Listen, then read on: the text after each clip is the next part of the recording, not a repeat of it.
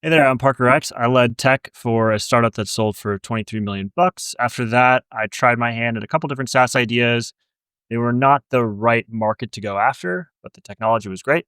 And I've been using AI every single day since the SDKs came out from OpenAI. I was one of the first GPT users, so I know a thing or two about how to use it for business and personal use. So on this channel, we do a daily update as I'm scaling out my business to 100K in profit a month. And we go through a lot of different things. So we usually cover questions and answers if they come in. That's what's first. And then we do some news only if it's relevant to helping you in business or just basically gaining leverage. I'm all about leverage. We go through strategy and then we go through some builds. And this one's going to be hype as hell today. There's so much good stuff to cover, and I'm really excited because I'm changing the format a little bit so that it's more valuable to you and so that I actually can get some of the stuff done that I need to get done during this. So this will be both some actual like build stuff, but then also agent ideas. So these are things that I know if you do, I have a high level of confidence that they're going to be high impact. They're going to have a high level of confidence. And they're going to be relatively easy. So it's a high ICE score. If you want to know what an ICE score is, it's a really helpful, quick framework for stack ranking your ideas. So stick around towards the end. Let's see. So the first question that came in, it's about the hook because at the beginning of the video, I always say, "Oh, I was involved in a startup." Well, what was it? It was a company called Delivery Dudes, and I'll try to keep this short and sweet. But we got bought in 2021, right after kind of like peak pandemic era. And funny part about this is this number was about 4 or 5 times larger, but we just didn't time it right. And it's because my friend Jason, who he was dating my sister at the time, he was like a brother to me until they broke up. He lived at our house when he started the company, and he was just literally delivering food for a really nice steakhouse that was down the street. He's like, this could pop off. Like, I was in Chicago. I know that there's Grubhub, but they at the time didn't actually do the delivery. Like, they didn't own the full stack. Like, you'd submit the order and they just bridge that gap from internet to restaurant, and then the restaurant would be um, basically liable or responsible for delivering the food. And we took a jab at our competitors. Shouldn't have done that. Would have gotten a lot more money in, but you live and you learn. And I definitely learned a lot from Jason, and I'm appreciative to him and the opportunity he gave me. So that was the company, and then there I did a bunch of different things. If you're part of a startup that's bootstrapping, meaning you use every dollar that comes in to fund the business, my journey basically went like this, so you can have better context of who you're listening to. So it started with just doing guerrilla marketing, and that was through flyers, super old school, right? We didn't even run Facebook ads. We didn't run anything in the early days. We would just get these stacks and I'd skateboard around and I just put them on people's doorsteps and we put an offer on it and I would have some sort of coupon and that worked really well. We do that in apartment buildings. You just go and you flyer and that's how we got the first sales going. And then after I went from guerrilla marketing to actually doing like graphic design. So that involved doing the marketing materials. And then we had an internal store called the Red Market because our company was DD Delivery Dudes. We called it the Red Market, which is also like a horrible double name because that's like an illegal black market for buying organs. I didn't know that at the time, but we called it the Red Market. And so I ran that, which was an internal store. So I learned all about running Shopify and running like how to deal with purchase orders because we had about, I want to say 80 to 100 different SKUs across simple things like the t-shirts, which have obviously, you know, extra small through 4XL in lots of different colors. And working with different suppliers as you get larger and larger, you have more leverage. To the pens, we'd order a pallet of pens because we give those to all the restaurants. We had the thermal bags, which we'd order through a distributor in what was it called in Chicago. and then getting those samples in from China, realizing that those were crappy. So you pay more. We were paying like $80 per bag. So we had all these different SKUs. And then as I did that and that was more successful, then I helped with the product design because we realized, wow, like we went from, originally $0 to, okay, now we're doing 100K a month in GFS. GFS is gross food sales. And then we're like, how do we get to a million? And then how do we get to 10? And then how do we get to 50? And then how do we get to 100? At our peak, we got to 73 million and the margins were awful because this business is really hard. It's like you have restaurants over here, you have drivers, and you have customers. And in order to have this all work, somebody obviously, like we sit between those, we facilitated everything. So you're just kind of pulling levers between those to figure out where you can make the most money.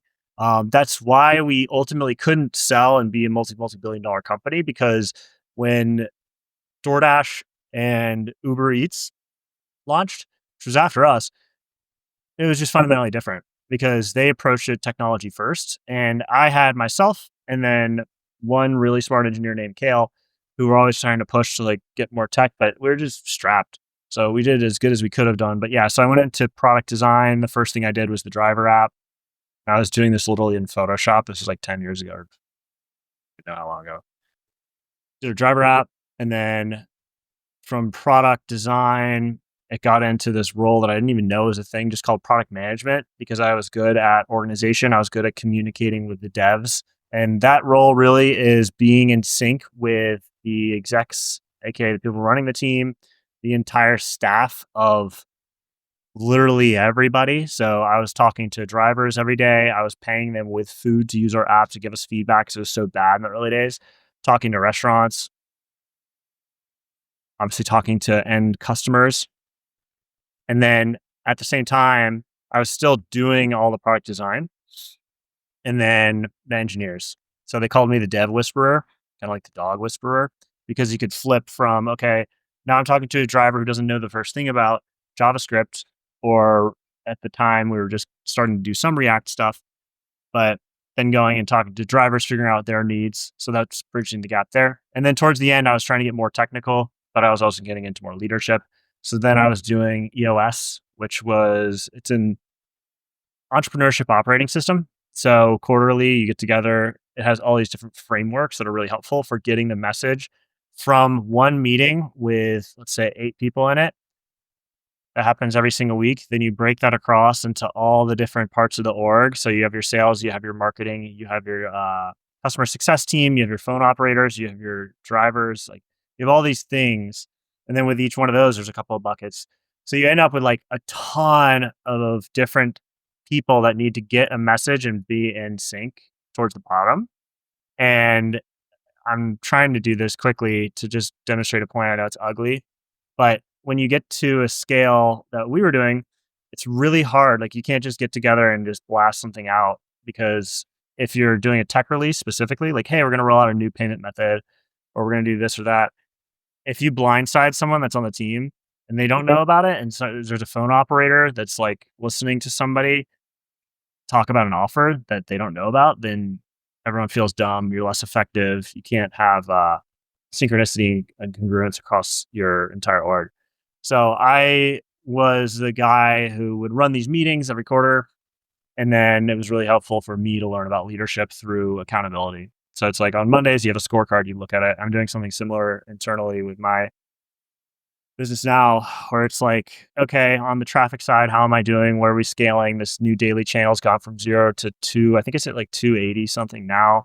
But then there's another one that's for the cash collected and the traffic on the consulting side. And then for just business planning in general, it's really helpful. So yeah, I do stuff like this.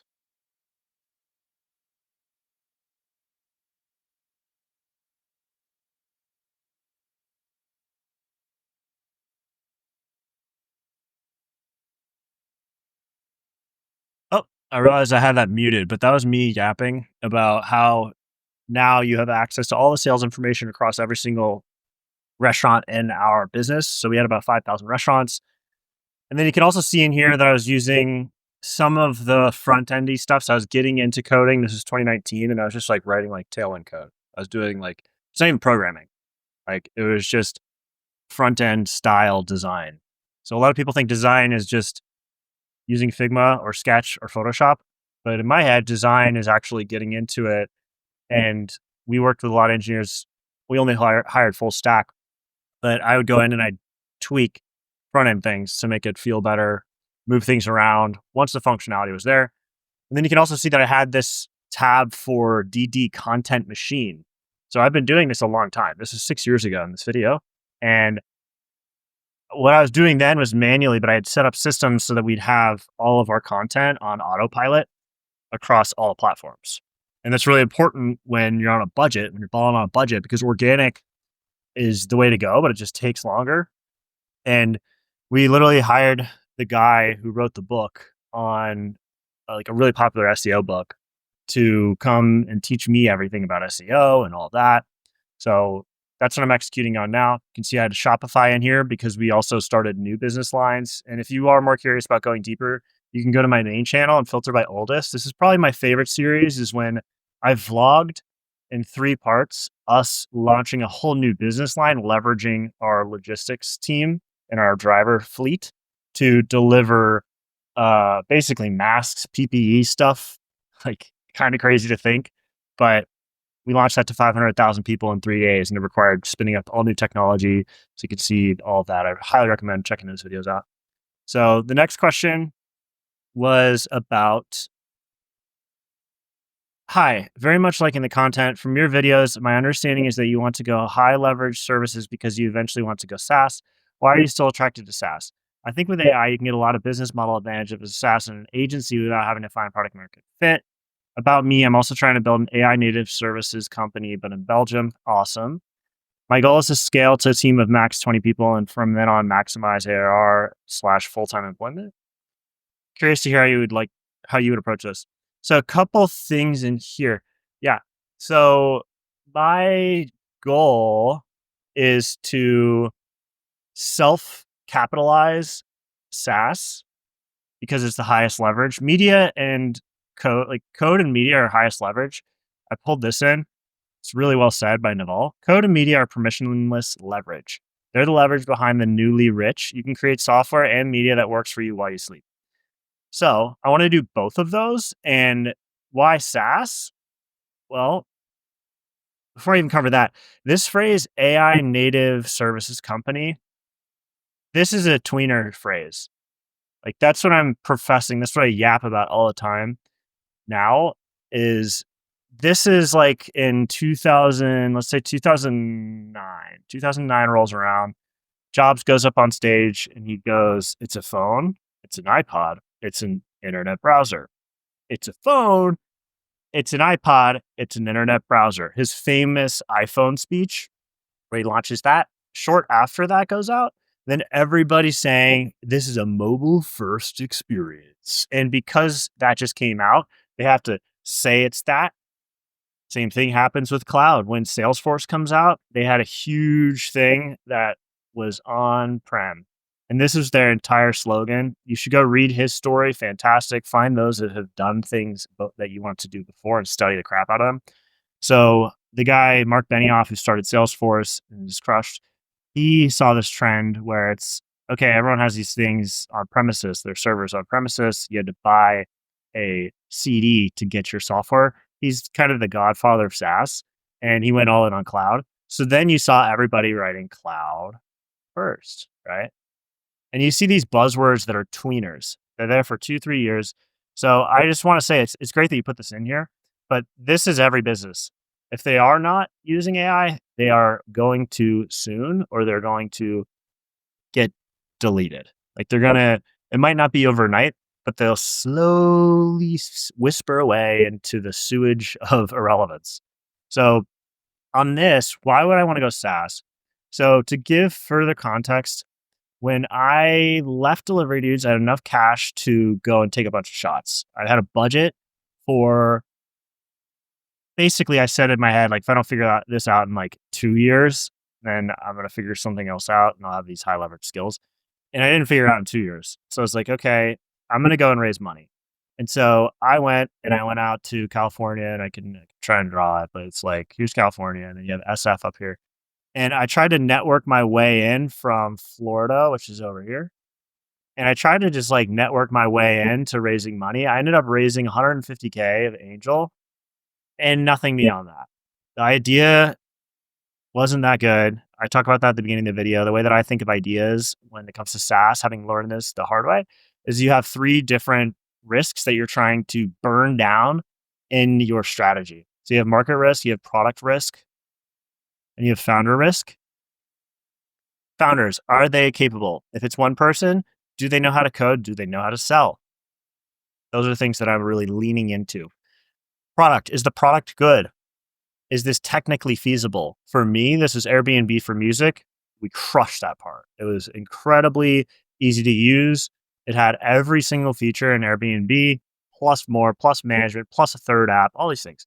Now, market. This is the one that you have to think about a lot, which is, okay, I thought that because I had marinated my brain in all these startup lore podcasts of like, just keep going, that it didn't matter that the only company that made it was Spotify and that they were still losing money. Like, I didn't think that. And I had taken the problem, which is one that my sister had because she signed the CAA. She's an artist. She travels. I had seen this problem and I'm like, oh my gosh, we can solve this with tech. The problem was that there were a bunch of people that would sit between her and the money. They'd take a bunch of money. But I didn't recognize that there's so many layers to that business. The total market size is like $43 billion and it's owned by three people. They're mafioso style. It's Warner Brothers, it's Ultra Music Group or Universal Music Group. And it's one other one that's escaping me, right? Sony, Warner, and Universal. And so it's this mafioso style thing that's covered in thorns. You don't want to touch it. So that's why that didn't work. But the idea is still the same. So like after I did that, I was like, okay, well, I need to get leverage. And so I made this thing called Map, and you can check it out. I'm going to be as a series in my community, my media company. That's this V.TV thing, Vibe TV, Vibe with AI. And there, I'm going to be doing an entire series where I'm building this in front of people because it's using the most interesting technology and it actually solves all these things. Like the product, good. I had issues with that. That's why I had to pause it. I needed to raise money. I didn't raise money. So now I'm able to do it and I'm building the audience while I do it. So it solves that. The founder is capable and the market is ripe for this. The idea being that the problem is being the best version of yourself is of yourself is very hard. And the image that I always kind of think of is you have a man at the bottom of this mountain, and up at the top of the mountain is what he could be if he did everything he wanted to do in life. And this path is covered in bumps, it's covered in spikes, it's covered in trials and tribulations. But this amazing technology that we have access to now is you can take the internal thoughts that you have that drive you and amplify them. So every day you have the option to choose what you want to do. And if you could have the best version of yourself as a model, like it knows the goals, it knows your health data because you're pulling it off of Whoop, you're pulling it off these biometrics that are gathering dust and don't get looked at. And if you put that into a model and tuned it and had it be proactive, not reactive, that's really magical. So that's why like it matters a lot to me because I want to maximize that. I don't want to get to the end of life and I don't care about your religious beliefs. But if I go to the end of life and I'm at the heavens and I see someone that looks totally different than me and I'm in question as to who that is, and it was who I could have become had I pushed myself and achieved everything I wanted to achieve. If we weren't identical twins, then that's a problem. So I started to build this, and then it started with this Goggins coach, which was trained on David Goggins, and you could kind of lever up how or amplify how annoying it would be, and that was too much. And then I said, well, I actually need all the other things in my life that run my life, the daily drivers, if you will. So everyone in the world uses notes, to-dos, calendars, and then some people have health apps. And in order to bring health in and make it relevant, not just for the prosumers that wear a whoop because that's like culturally like, oh, you have a whoop, you must really care a lot. Oh, you have an Apple Watch, you might do the steps thing, but you probably turn it off. In order to bundle that together, I had all these alongside one another. And then there's a bunch of different sub agents that are in here. So you have like each one of these represents an agent, whatever. Um, and then it ladders up to one that represents the peak marker or peak, whatever the user's name is. So it ladders up to that. And then you're speaking to that within Calendar, Calendar Assistance, Calendar Scheduling, all of that. I built all the front end for this. I built all the back end logic. I built in Google Calendar Bridge that exports and basically clones your entire life footprint from any calendar, whether shared, whether multiple calendar from Google Calendar. It takes about 4 seconds. And then we train on that to understand how you're spending your time. And then we go and we build your goal plan out. So that's a multi-agentic thing where it'd be like if in Perplexity you make a query, it doesn't have enough information, it's going to ask for clarifying questions. So I did this with health goals first because they're objective and I wanted to run a half marathon every month. So I talked to it. It had my Strava data. It had all of this information. So it was grounded in my current truth. And it was awesome. And I ran a half marathon every month for 6 months. And then it just became a huge headache because I did not have the agents SDK, which makes this a lot easier. And I frankly wasn't as good of a developer as I am now. So I just kept running into roadblocks. But yeah, I'm going after SaaS because it is the highest leverage you possibly can have. AI services are awesome and you're selling them into businesses, but there's no enterprise value. So if you just did like, you have EV equals impact times like probability. So this is your expected value and then the level of impact in dollars that you think you could have and then probability as a percentage. When I left Delivery Dudes, I just kept going after these like one, you know, 0.01 or 1%. Oops. I kept going after these one percenters. So very low probability, but very high expected value and very high impact. Right. So I kept going after those. And then I said, okay, I need to slot in some other things. That's when I started doing the like client services stuff and leveraging that. But the more and more that I learn how capable these things are, I'm questioning why am I doing this for other brands when I go back to like if you can find stuff that you find really fulfilling and you enjoy doing it and you can create value for others in it, then you've reached Ikigai, which is like this Japanese philosophy where you want to basically be like right here, where it's like what you're good at, what you're good at, what you find fulfilling, and then does it create value for others? So the more that I spend time on this, the more I realize, wow, I have an offer that a lot of people will find very helpful because of this macro trend that's going on, where by 2030, 300 million jobs are displaced.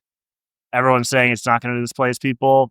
It's not going to hurt people. But if you look at the agrarian revolution and you ask a lot of questions about that, that reskilling takes a long time. Now, again, they didn't have computers then. So I'm building an offer around that with a media brand, with an education company that takes the things that I'm building in the SaaS and open sources them, or it basically shares everything that I'm doing so people can see someone building it, not so much in public, because I am capturing value there. And then you see the videos like this where I'm like exposing some of the pieces. But yeah, that's why I'm doing it. So for you, I think it makes sense. Like it just goes back to like what your goals are. Like my goal is to make global impact through things that are high leverage with the smallest team. So I'm naturally going to gravitate or it'll be a magnet for people like me that want to do similar things to watch my content, grow a relationship with me. I mean, this is already starting to happen and I've only posted on here for like less than a month.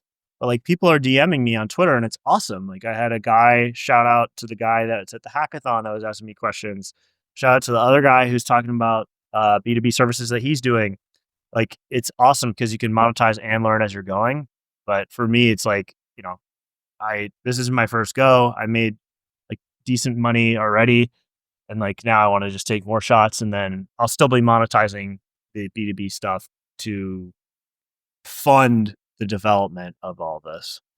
Cool. If you have any questions, drop them below. Oh, and we had some questions in school. So this was on just specific use cases that we're going to be covering in the school. So this one was from Ray. He runs, I believe, an SEO services company, but he was asking about different. I asked him like, what are processes that suck? And SEO outreach and SEO reporting. Both of these really easy to do. So these are different automations. These are different agents that I'll be hosting on the offer that I have, which is the agent server. So I rolled my own server, and I think that that's going to be amazing where I can offer that to either do it with you, like side by side and showing you things. And then each time I update it, everyone that's a part of that offer will get access to it. But these will be things that I add to it. Another interesting one that I just off the top of my head saw was this SEO outreach one. Yep. SEO reporting one. Yes. But internal SEO auditing. So there's an N8N automation that I found, and it will basically go through and scrape every page on your sitemap on your site, and then find opportunities where you should be internal linking.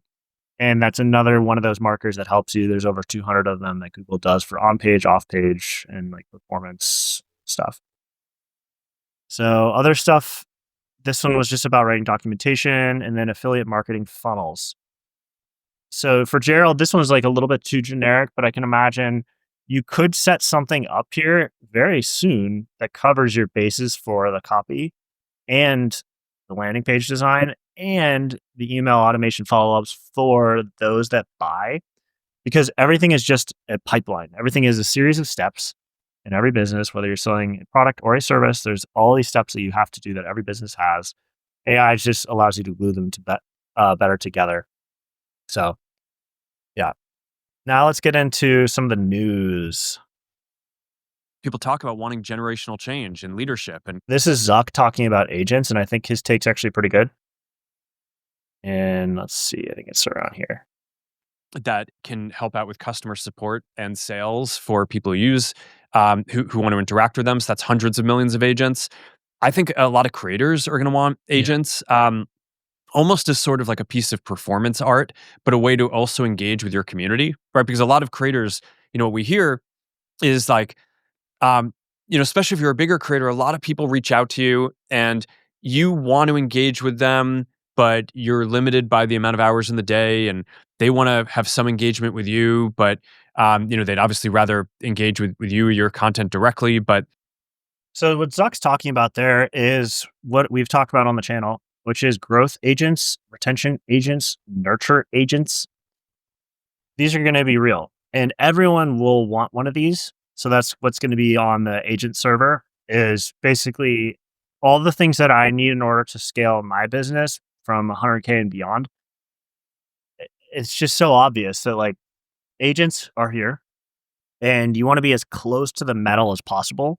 That's a phrase in hardware, but in our world of bits and basically code, it's getting closer to the prompt. It's getting closer to the thing that's doing it so that you know every little step of it. So get more technical. These things are going to be everywhere. The sheer population of humans is going to get outpaced by agents. Let's ignore bot traffic, but it's going to happen so fast. So we need to definitely take advantage of it. Then again, on another news piece, just the stock market is so clueless. It's crazy. Like if you look at Nvidia and you look at the companies that are in AI, like Wall Street doesn't get AI. They just don't. So it's funny, like Nvidia might be tanking and Tesla might be tanking. These are emotional responses, not logical responses. You literally have the founders of these companies saying that their GPUs are melting. Like Sam Altman's like, hey, like, stop. And you could question whether or not that's true, but I see it. Like I hit a rate limit every single day. And yet the company that has the monopoly on the chips is like tanking. It's crazy. And same thing with like when DeepSeek launches a new one, I make a tweet Friday before. It's like, hey, we're gonna lose $500 million in market cap, and it was like $1 trillion. So it's just crazy how this works. So now on to some strategy stuff. This is me thinking through the offer of what we talked about earlier, where it's like, how do you lever up media and code such that you can unlock the thing that you want? And so for me, it's using a bit of this like framework from this guy Greg Eisenberg. He's got a good YouTube channel. He talks about audience and then community and then product. And so my product is Map. My product is also the home server, like the agent server, and teaching people how to self host that, teaching people how to use it, or just let them like clone it out and use it and tweak it. But this is what I'm running. And so I think about, okay, well, if I want to monetize this, what would I pay for such that I could reduce the time that it takes to get to where I want to go? And so it involves like writing like a video sales letter and just like actually just being honest. So it's like, okay, you're probably overwhelmed by the amount of content that's out there. Should you be using this tool or that tool? Should you be learning how to code? Should you be learning how to automate things? These are all valid questions I was asking myself. Yeah, yeah, ching chong. And then I go into like the core tension, which is like you need to learn how to talk to a computer.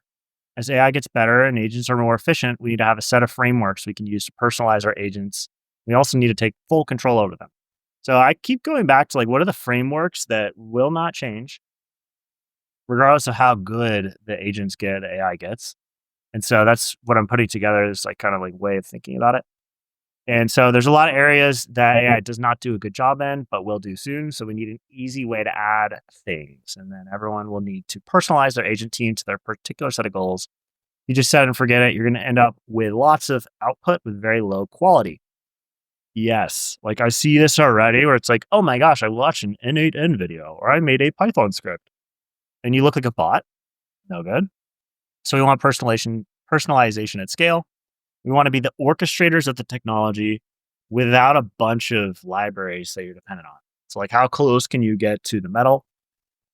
And then I go into like what it is and all this stuff. So I'm making a ton of different, yes, they're courses, course boy, but I've made these before. They're really helpful for people. So I think like this is the strategy I was working on yesterday, which is how do you make an offer so stupidly good that people can't turn it away?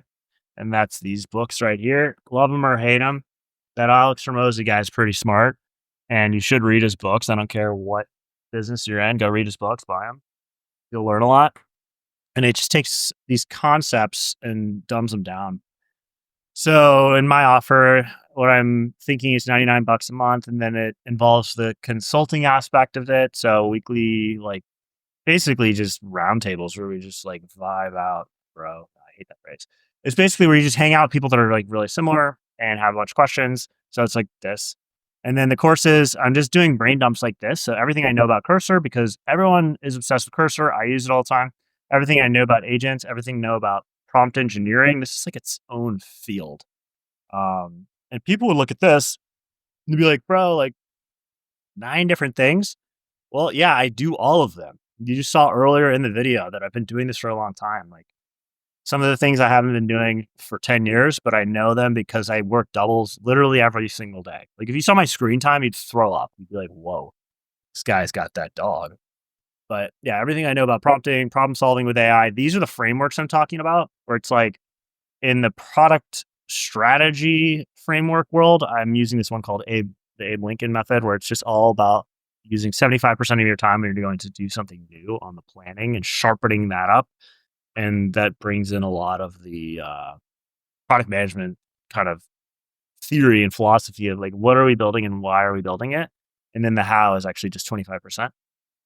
Everything I know about the content production side of things. So I'm setting up all these systems so I can have personalized like media at scale. So things like when I export a video from Premiere, it's going to hit a Google Cloud bucket. The Google Cloud bucket has a watcher that, because Google Cloud's mounted to my Mac using an FTP or SFTP, it's being watched by a third party called Aphonic. Aphonic comes in, that uses the Whisper ASR for transcription, for subtitles, for summaries, for chapter markers. And then it also does all this like plus up. So it takes this crummy mic that I have now, which I need to order a new mic today. And it makes you sound like $1 billion podcast. And then that is being automatically posted to YouTube with a human in the loop. So I can go look at it before because it's such a private. And then there's a fork in the road where it goes and it says, okay, cool. Fire this off to save back into the bucket, have the bucket being listened by a clipping service. Now, whether or not those clips are good enough is yet to be seen. But that's when you do, again, like always do it manually first. So it's like I want to feed the clips that I like to the service. There's like 5 different ones that I'm looking at. Opus Clips is one of them. Descript is another. There's a bunch. But you'd feed those examples in so that you can look and feel a certain way because I don't want to be another AI bro that has like annoying text, ADHD content, like music here, birds flying everywhere. Like that's not me. But yeah, on the content production side, then you've covered your bases on long form, on short form, and then you take the transcripts off the long form, take those, and that's when you're doing all sorts of things where it's like, okay, take the transcript, run it through a guidance SEO optimized prompt that's tuned based on how I speak. So it doesn't sound like a robot, but still follows these guidelines. Run that through an AI penalization check service so that you can see like, are these good? Are these not? And then boom, it goes to Supabase with a human in the loop check so I can make sure it looks decent. Um, and then taking the YouTube link once I do flip it to live and then checking that back into the blog. So it has that piece in there. Also includes voice. So taking all of the voice content that I have and then firing that off to 11 Labs for training so it can have my voice so that if you wanted to go to the blog, then now you can hit play button at the top. There's a playhead at the bottom so you can hear it. That'll be an audio experience soon. So I'll be on Spotify, Apple Music, all the places for that. And then that gets into obviously like you have all these assets. Now you need images in case you want to go to Pinterest and to LinkedIn and Facebook and Instagram and TikTok if you wanted the image carousels. So then it's on the server reaching out to not RunPod because that runs in a container, but there's another service that you can reach out to, eventually running your own GPUs for image gen. Again, train on stuff that you like. So yeah, it's all that. And the content production stuff will be like these aren't like courses like, hey, I'm gonna sit down and do all this. It's like as I'm doing it, I'm putting it in there. The product management stuff, obviously. So different frameworks, common workflows. So these are for like newbies, but it's just like even when I wrote that VSL, it's like, okay, use whisper flow on the phone while I'm walking. Come back, Grammarly's already in there. Cool. Tap, tap, tap through there. Run that back through a snippet called GPT Concise that I use with Companion. So I do at GPT Concise. It's going to give me 3 drafts based on that. That's really helpful. And then platform specific courses. Again, course is like a big word for it, but it's going to be like these long, in depth videos where I try to just go through as much stuff as I know and just like brain dump. And it's helpful for me because I get to do the research ahead of time to learn stuff that I didn't. For instance, like I didn't know the difference between AI Studio and Vertex AI. And now I'm like, okay, Vertex AI is totally sick because I can take a prompt, which is its own product. Like this reverse engineering prompt is like the dopest thing ever. And I could just literally hit code and then deploy to a container, hook that into a DNS or basically a URL, and then I have a like a working backend for this. So that's that. And then on web dev, there's just going to be anything that I do, I'll be recording. So all the stuff for map of getting that live, of taking like this stupid first version that I made of like these little like clouds and like the master plan, like this is all just front end. But then, okay, well, when you go to the app, how's that work? And I need to actually self host this stuff. So that will also be all in here. It looks like we got 1 day till April. I don't know if you can see that bottom right, but oh, my permissions. I forgot I have the weather in here, but I'm using Brave. So that's what'll be in it. And then this news stuff. So again, this will be an automation that I run internally on the home server to make sure it's good. But it's taking this sort of stuff that right now, like I go through links and I like pull out the stuff that I think is relevant, but that should be easier. Like I still like the process. I don't want to do full RSS feed for like a theme page, which would be another agent that I'm doing, but I want to have it so I can take the Twitter links that I like. So when I add them to a bookmark list, I can listen for that bookmark and I can have it do the thing of taking this and then maybe creating a node on here. So basically, as I'm scrolling Twitter, I could just add things to the bookmark list and then it'll show up on here as a Twitter embed node. Probably have to use Figma because I haven't used that ScallyDraw one, but that'll make it a lot easier. And then for like the weekly stuff, then it'll take all those nodes or all those links and then just like rewrite it as an easy summary. Maybe even make a graphic if Gamma AI is able to do that. Weekly live call talked about that. Agent team talked about that. Maybe like the last bit on this would be the offer that I may do in the future because done with you will probably take me more time than it's worth, even if I charge like $100 for this as a package. Because it's like, I want to make it really good. I want to make people like excited about this future and stuff. So it won't be like time ROI positive at the beginning. But if I get good at it, then you could have potentially an agent that does this. Not sure. But this is like each offer within there is basically like like not subsidized, but discounted against the idea that this would be a future skew, whether it's in this media slash education community or not. And then I just think of like all the things that I need to do. It's like, okay, actually like building a relationship with the people that join these things. This like idea of a retention video I actually think is like kind of lame, but it's like when people offboard, like hopefully they learn all this stuff and they stick around. But if they don't, then it's like, yo, no hard feelings. Here's like a bunch of free stuff so that they don't go and like feel bad about you. Having relevant polls so that you can do your customer insights.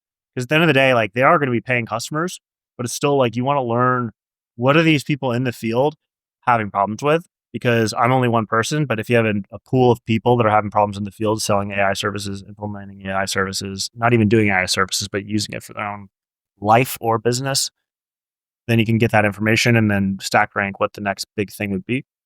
And then, yeah, there'll be a roadmap that outlines what people should do within the community to speed up their leverage or their learning curve. So it's a clear path of what to work on to avoid overwhelm. So that's things like all the content that I'm consuming. So I just watched this video and I'm like, whoa, like more people have to see this, but I don't have any friends that are in my state that like would want to even watch that. But I know someone like me would want to watch that. So that's that. Now to wrap the video, we're going to go into builds. So I wanted to test this out, this 4.0 thumbnail creation thing. And then I wanted to test out the landing page prompt too. And then I wanted to talk about hosting them on, oh yeah. Yeah, this idea is basically that you would take something like this, like one of the prompts, and then run it as its own business as a free tool or a usage-based tool. And it could be cool because like maybe people in the community want to host something and we like co-launch something. And then we do a rev split on it and we can just have it be the top of funnel for capturing the keyword vibe. So test out 4.0 for thumbnail creation. Let's make a thumbnail. So what I'll do is I'm going to go here and then I'm going to move over here. And the name of this video is going to be the only moat against AI. So what we did is we just made one manually and I was recording my face on accident. And this took, I don't know, 2 minutes, but now we're going to do something similar. This didn't work at all for whatever reason. So I need to figure that out. Yeah, look at that. It's not even close. The heck. I don't know if anyone else is having trouble with this, but I have noticed. Yeah, I'm not sure. So I'm gonna go troubleshoot that because we're not gonna obviously try and make a landing page one, but I did see a lot of people posting about that. So if you found this video helpful, of course you have to like it and you have to subscribe to the channel if you're new here. And then if you want any of the things that I talked about in here, in terms of like prompts, like maybe the thing that you saw on Vertex, then just comment the word rubber duck because I have one of these on my desk for reminding me when I'm having an issue with programming. Just follow the rubber duck method, talk to it, talk through the steps. And then if you have any ideas on the offer, what would be helpful for Vibe with AI, the media slash like education company that I'm building, then let me know. That's going to go live tomorrow. And make sure you tune in again tomorrow. So I'll see you.